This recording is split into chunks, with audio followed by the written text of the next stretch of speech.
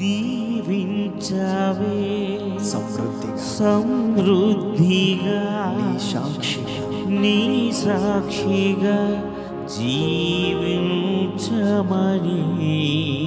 ప్రేమించవే నన్ను ప్రాణంగా నీ కోసమే నన్ను బ్రతుకమని ప్రేమించవే నన్ను ప్రాణంగా నీ కోసమే నన్ను బ్రతుకమని దారులలో ఎడారులలో సెలయేరువై ప్రవహించుమయా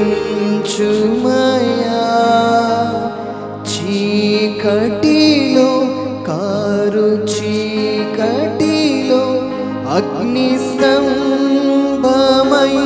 నన్ను నడుపుమయా దీవించవే సమృద్ధిగా నీ సాక్షిగా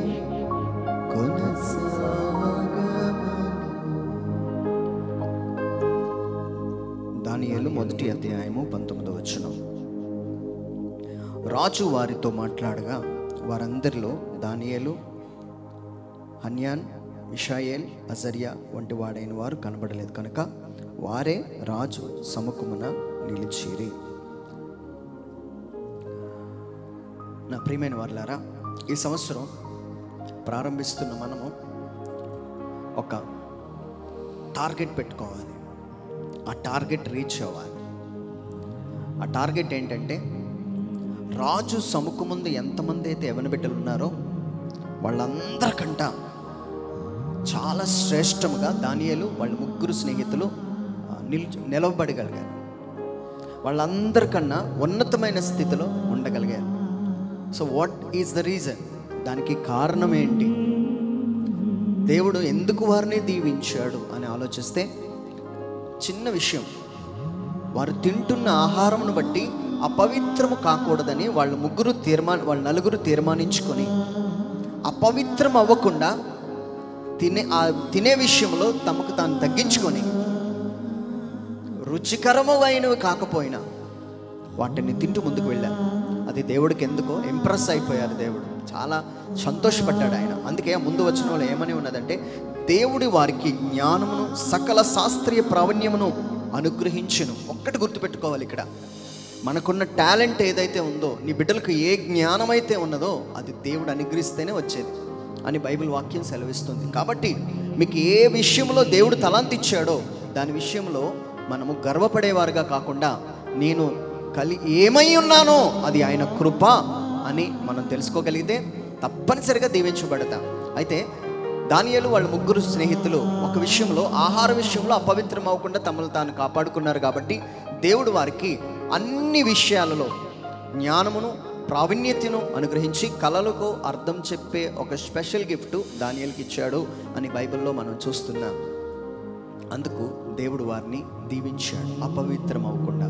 ఈరోజు మనం ఒక్కటి అడుగుదామండి దేవుణ్ణి, ప్రభువా, ఏ మాటలు మాట్లాడే వారి మధ్యలో నేనుంటే అపవిత్రం అవుతాను, ఏ మాటలు మాట్లాడితే నేను అపవిత్రం అవుతానో వాటిని వదులుకోగలిగితే, దాన్ని నేను ఇవ్వగలిగితే దేవుడు నన్ను దీవిస్తాడు. అందరికన్నా హెచ్చుగా దేవుడు నన్ను దీవిస్తాడు అనే విషయమును నేను తెలుసుకోగలగాలి. ఏమండి, మనందరికీ తెలుసు బైబిల్ గ్రంథంలో మంచి ఎగ్జాంపుల్ యోసేపు. ఆ పాపము చేసే వారితో కమిట్ అవ్వలే, ఒక్కటవ్వలే, ఏకీభవించలే. మంచి మాట, ఏకీభవించలే. ఏకీభవిస్తే పాపము మనల్ని పరిపాలిస్తారు. దానియేలు 3 ఫ్రెండ్స్ కూడా అపవిత్రము చేసే ఆహారమును తినడానికి ఏకీభవించలే. యోసేపు కూడా తనతో పాపం చేస్తున్న స్త్రీతో ఏకీభవించలేదు. కనుకనే మీ అందరికీ తెలుసు, యోసేపును తన అన్నదమ్ములందరికన్నా దేవుడు అత్యధికమైన స్థితిలో ఉంచాడు. ఇప్పుడు మనకు క్లియర్ అయిపోతుందండి,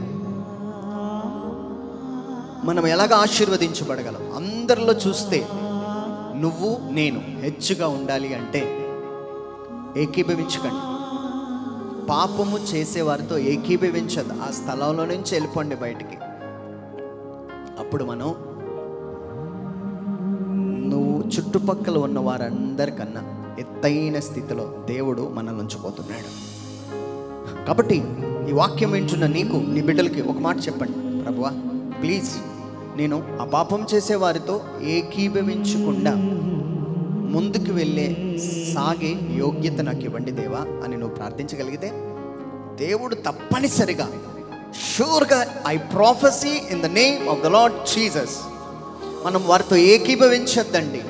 వారి మాటలతో కానీ, వారి వినికిడితో కానీ, వారి ప్రవర్తనతో కానీ, వారి అలవాట్లతో కానీ ఏకీభవించకపోతే చుట్టూ ఉన్న వారికన్నా దేవుడు నిన్ను నన్ను లేవనెత్తబోతున్నాడు. ఈరోజు నీ కుటుంబము కూడా ఈ సంవత్సరంలో అలాగా లేవనెత్తబడాలని కళ్ళు మూసుకొని ప్రార్థన చేయండి. దీవించవే